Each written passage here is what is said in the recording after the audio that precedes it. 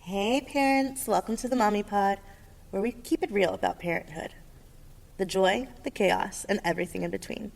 I'm your host, a single mom, educator, and everyday woman learning to give herself grace while chasing her dreams.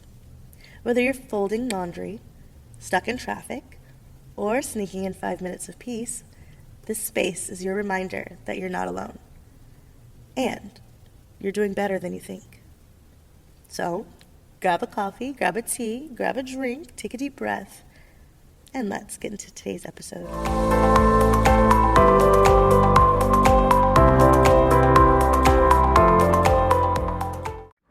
Hi everyone, welcome back to the Mommy Pod, a place where parents can be honest about the beautiful and hard parts of parenting. Today, we're talking about something that so many women and men experience but rarely say out loud: losing yourself while taking care of everyone else. Our guest today is Kori, a trauma-informed life coach, content creator, and advocate for neurodivergent women and moms. Kori's work is deeply personal. After spending more than a decade in an emotionally abusive relationship, she went through a powerful journey of rebuilding, reclaiming her identity, and learning to trust herself again, while figuring out what life looks like when you're no longer living in survival mode. Now, she helps women, especially neurodivergent moms, reconnect with who they are underneath the expectations, the masking, and the burnout.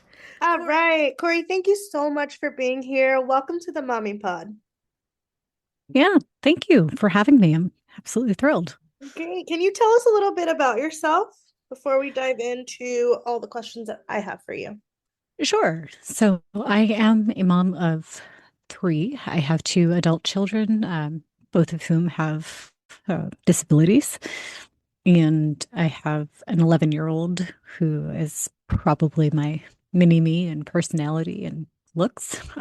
She's been surprisingly the most challenging of the three so far. Um, I live in Albany, New York, and work part-time, working full-time on building my online business back to where I would like it to be. And I also have four cats. Amazing. I love that you're the one that's most like you is a little difficult, giving you a hard time. Yes, yes. She is Well, Kori, in we're a gonna good way. oh good. We're gonna dive right into your story. A lot of women don't realize that they have been living in survival mode until they're finally Hmm. out of it. Yep. Do you remember the moment where you realized I don't even know who I am anymore? And when you've spent years in survival mode, how does that show up in everyday motherhood? Well, it looked different for me at different points in my life. And I was in survival mode, not long after my older daughter got diagnosed with autism. This was many years ago before there are all of the supports and everything out there that we have now. So Facebook communities weren't a thing. This was really before Google was popular, and definitely no, AI to just pop your questions into. So that was like my first experience and encounter with being in survival mode, just in terms of, well, I don't know what to do now. Who do I ask? Who do I turn to? And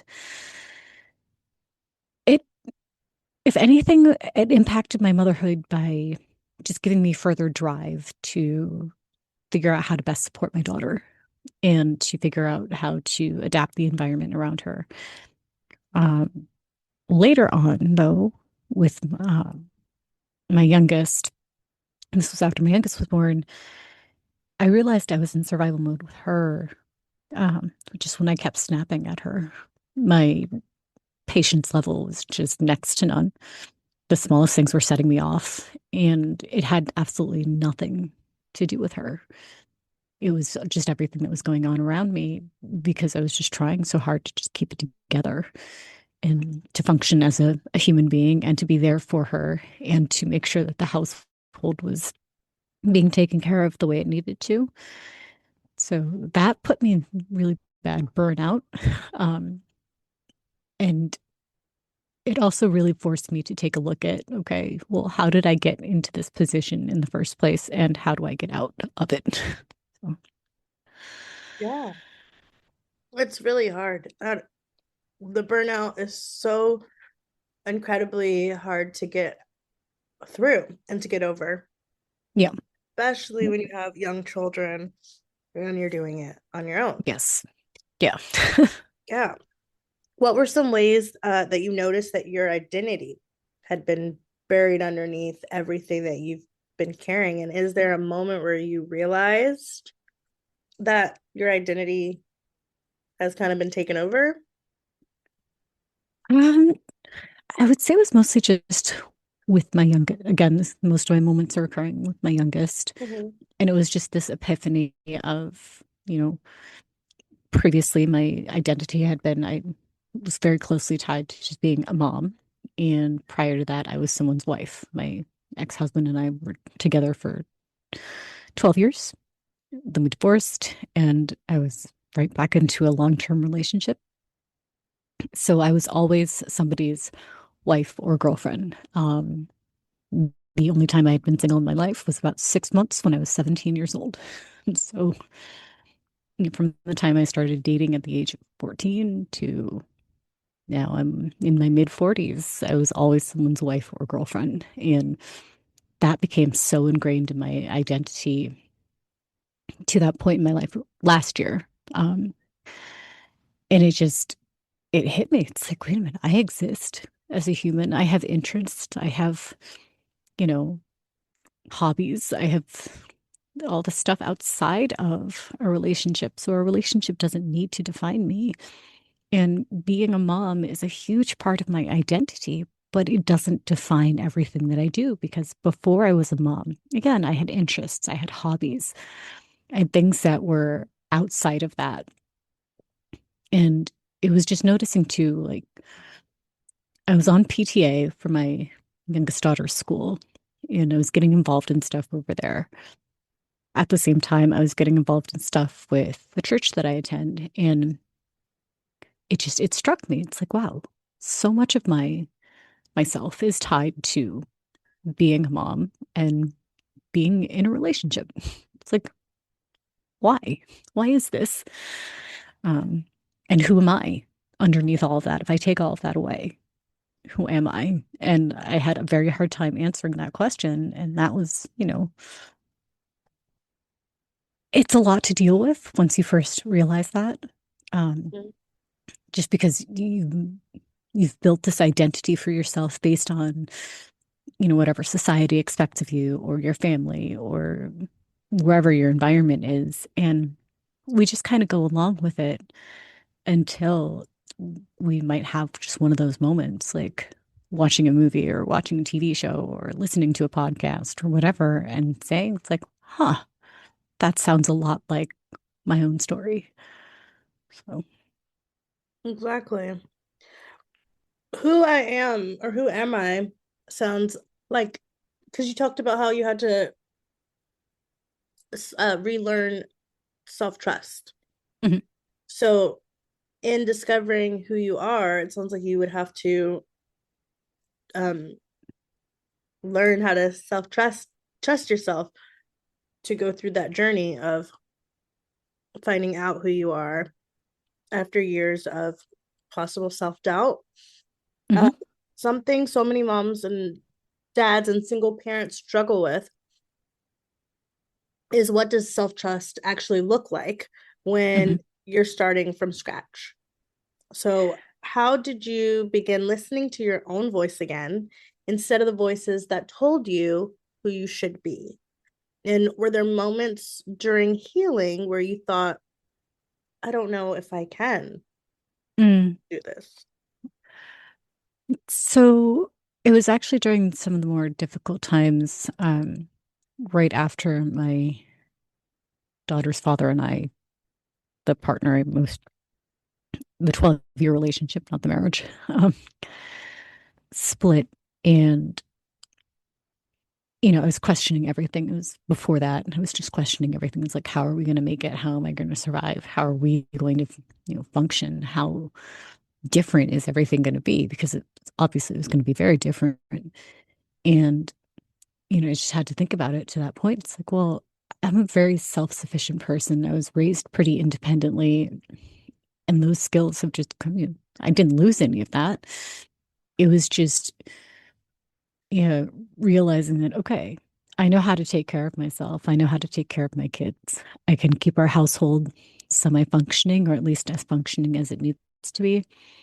My was taking a good look at the finances, making sure I was okay there, and realizing too just how not isolated I was.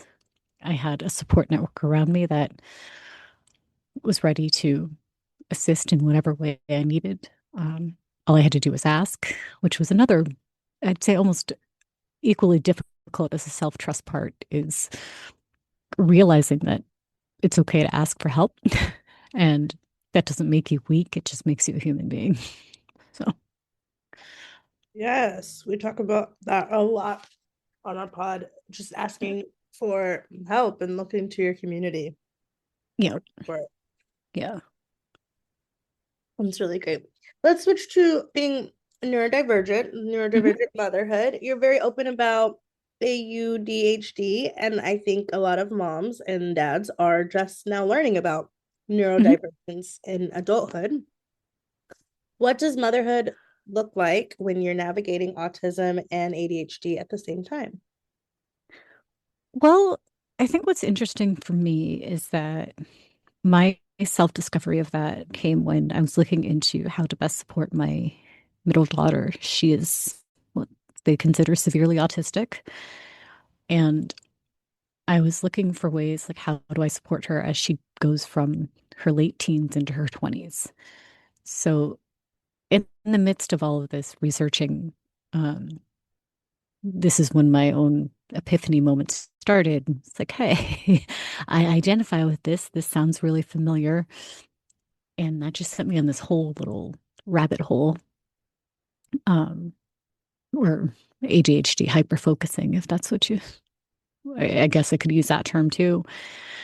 And it just led to that whole search of, okay, well, maybe this is why my brain is like this.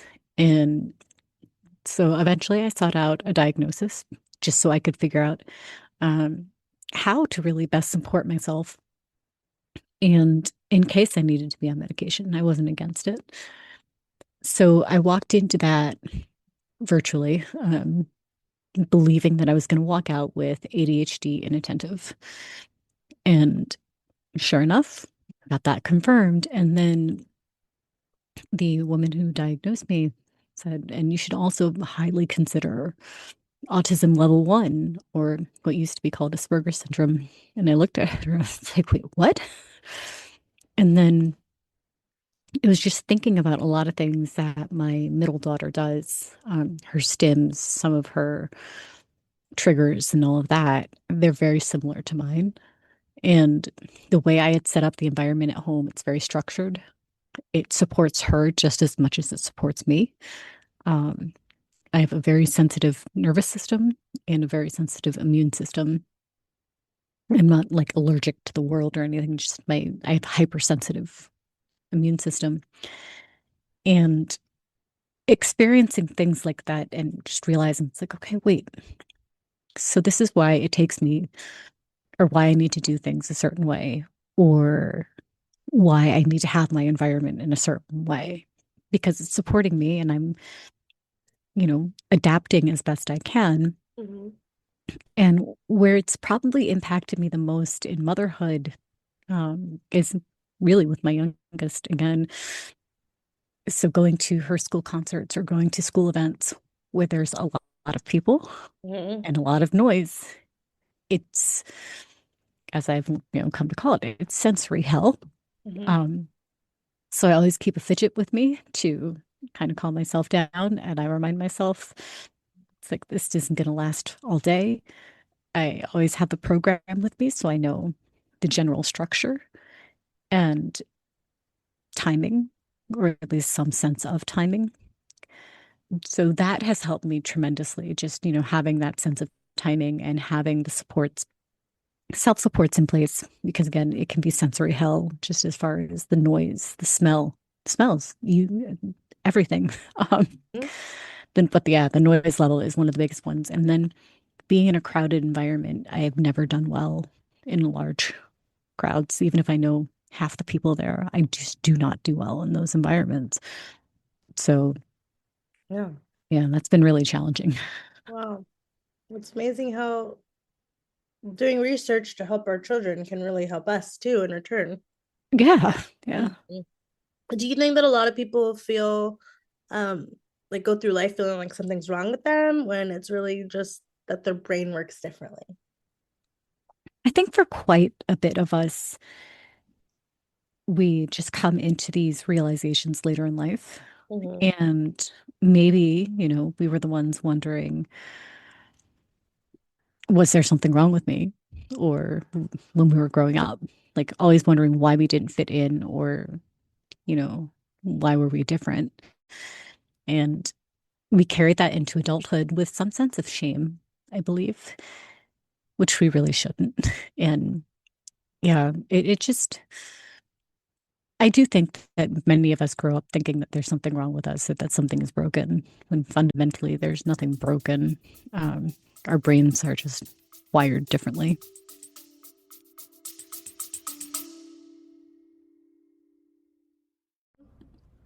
Do your kids love stories, colors, castles, and adventures? Well, Princess Liliana and the Rainbow Castle is more than just a storybook. It's an interactive journey where little readers explore colors while building imagination. From the sunny yellows of the Golden Hall to the sparkling blue sapphire shoes that she wears. Each page bursts with magic. Plus, it comes with a coloring book and activity pages, so the fun continues even after the story. It's perfect for toddlers, preschoolers, and early readers. Turn rainy days into rainbow days with Princess Liliana and the Rainbow Castle. It's the perfect way to teach your little ones colors while sparkling their imagination. It's available now on Amazon KDP.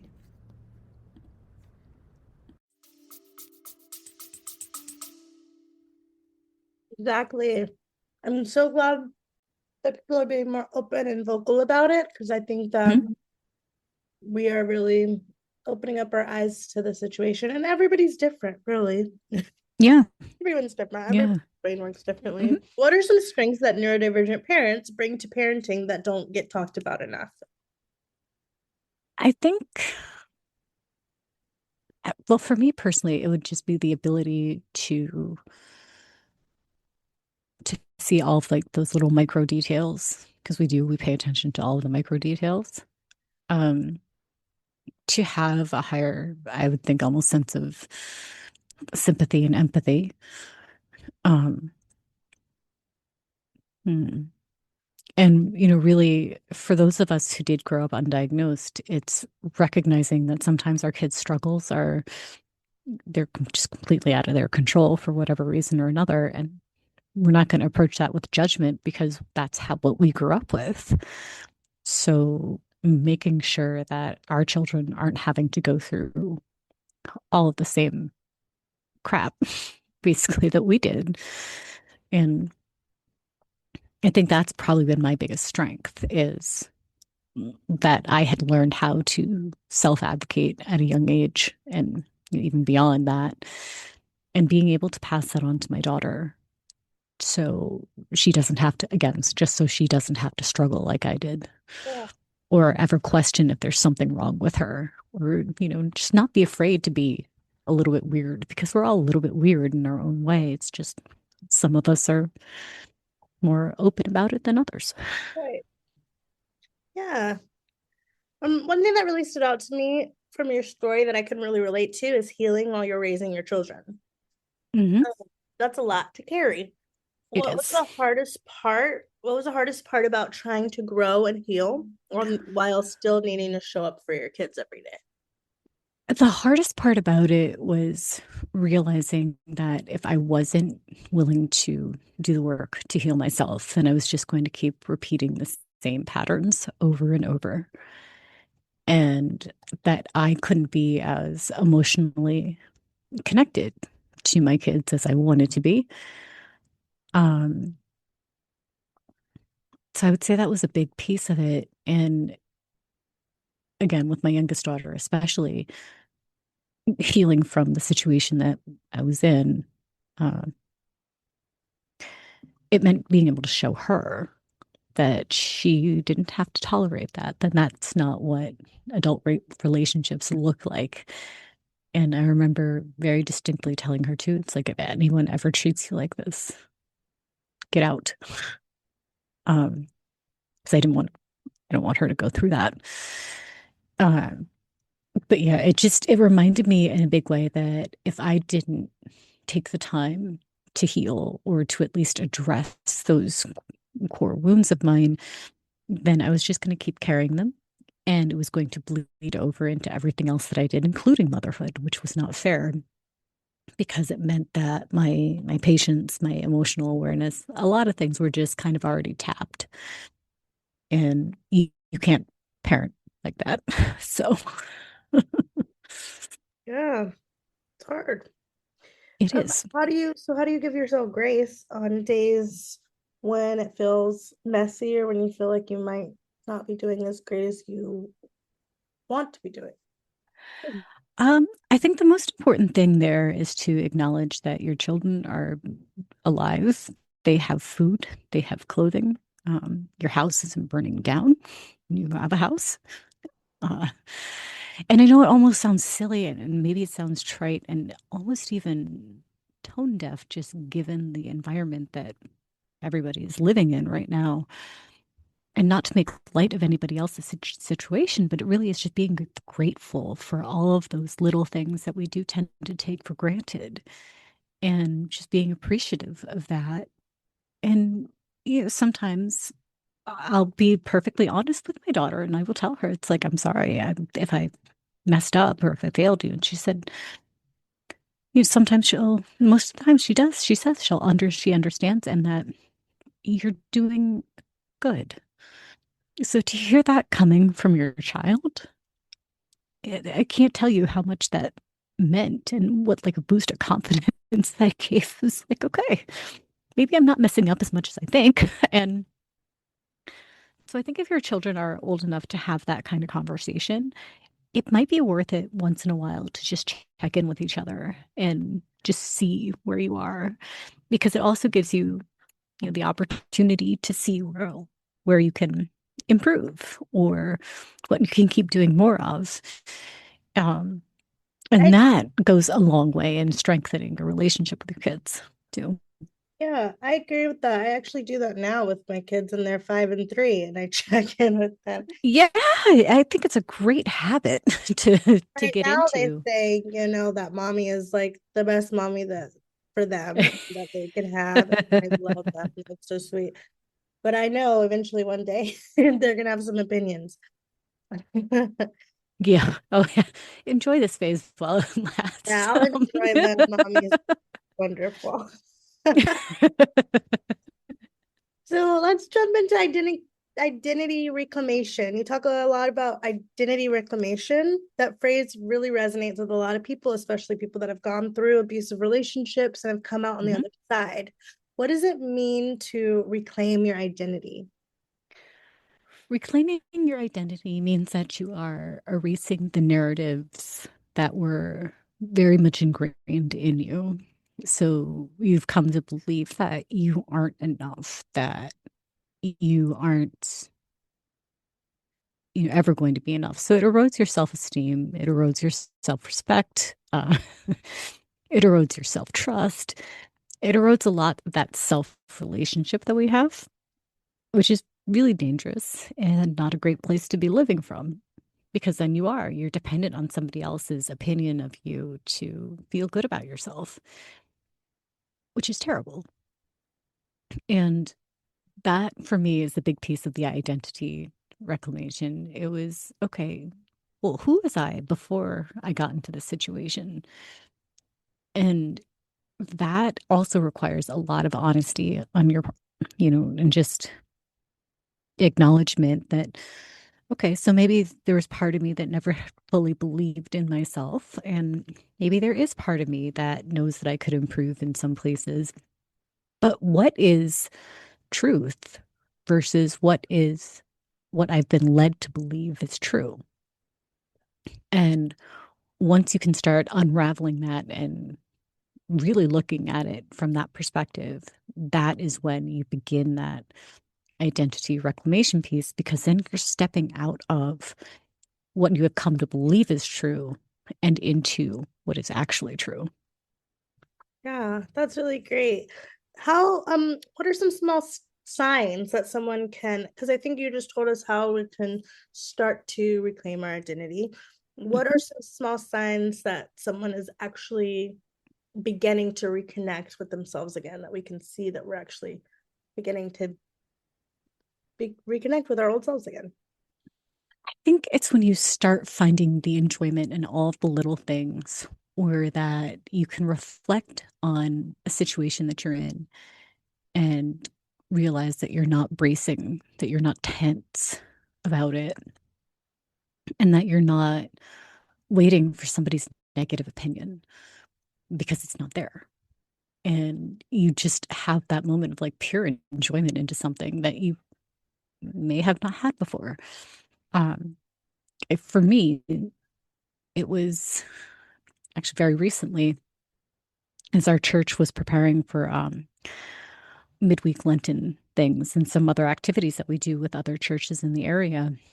And it struck me that in the entirety of the relationship that I most recently got out of,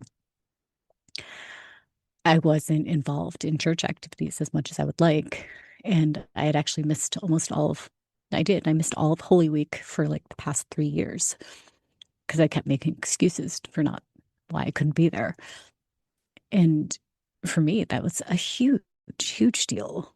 And I was learning our choir anthems by listening to them on YouTube instead of going to choir practice because I needed to keep the peace in the household. And it was like, just looking back on all, I was like, why in the world was I sacrificing so much of my life and myself to keep the peace? That's not peaceful at all. It's very stressful. Yeah, exactly. Oh, well, good for you. I love that you noticed that you weren't going to church as often, and you started to go, and then you realized, hey, I miss this. This is who I am. This is where I should be. Yeah, absolutely. For the mom or dad who feels too much or not enough, so many of us have been told our entire lives that we're too emotional or too sensitive or too much Mhm. or the opposite, that they're not doing enough. What would you say to anyone listening right now who feels like they can be, they can never quite get it right? That you are doing it exactly right. And that we all do the best with what we have Mhm. and what we can and when we can. And that's it. You know, don't, yeah, that's really it. You're doing exactly what you need to do in that moment. Right. And how can we start rewriting the stories that we've been told or have been telling ourselves? I think that it really is, it's just that honesty, it's that reflection and being willing to rip the band-aid off, for lack of a Mhm. better, and just examine all of that and further to be uncomfortable with it because it will make you very uncomfortable and you might not like it at first. Mhm. There are times I still don't like it because, like, why did I tolerate all that crap? And it's being very forgiving, not necessarily towards the other person or to whomever or wherever you got these beliefs from, but being forgiving to yourself. And again, reminding yourself it's like you did the best you could with what you had at that time. Yeah. And as your children have watched you rebuild your life and your identity, what do you hope that they have learned about resilience and self-worth from watching you? That don't give up. Just don't give up. And it may not always turn out the way you think, but it will. things will start to fall into place. It just may not happen the way you think it's going to happen at first. But yeah, just don't give up, because that's the worst thing that could happen. Yeah, that's really good. And Kori, if you could go back and sit with the version of yourself who is still living in survival mode, what would you tell her now? It's just what I said. Yeah, don't give up, and that you are doing enough, Yeah. and that it will get better, and believe in yourself. Yeah. Because that's one of the biggest things too, with reestablishing self-trust and the identity reclamation. It's believing in yourself and, believing that you have the skills, the ability to survive, because you're surviving, you're in survival mode. So I mean, that's not a small feat at all. So, Well, Kori, thank you so much for sharing your story and your wisdom with us today. I think the biggest takeaway from this conversation is that rebuilding yourself after survival mode is possible. And it's not selfish, it's healing. And yes, for everyone listening today who feels lost or overwhelmed, just know that rediscovering yourself might be one of the most powerful gifts that you can give yourself and your children. yes, absolutely. Kori, can you tell our guests where to find you?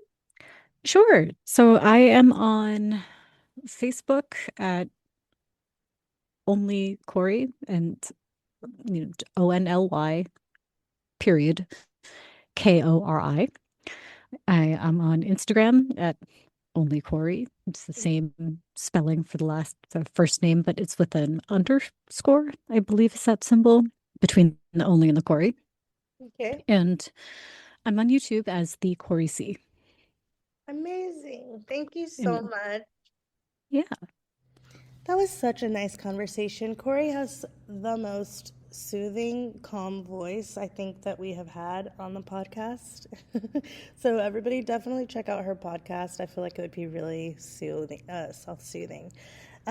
Kori, again, thank you so much for sharing your story and your wisdom with us. And for every mom listening today who's felt lost or overwhelmed, just know that rediscovering yourself might be the most powerful gift that you can give yourself and your children. Thank you for listening. See you next time.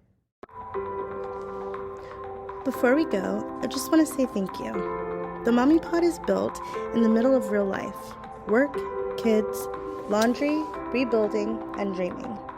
And every time you listen, share, or support what we create here, it truly matters.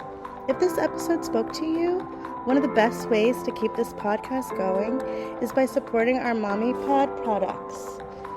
From our children's books and activity books to our calming sprays and digital downloads designed for moms and parents and families. Everything you purchase goes directly back into keeping the show alive. And if you can't purchase right now, sharing this episode with another parent means just as much. Thank you for being here.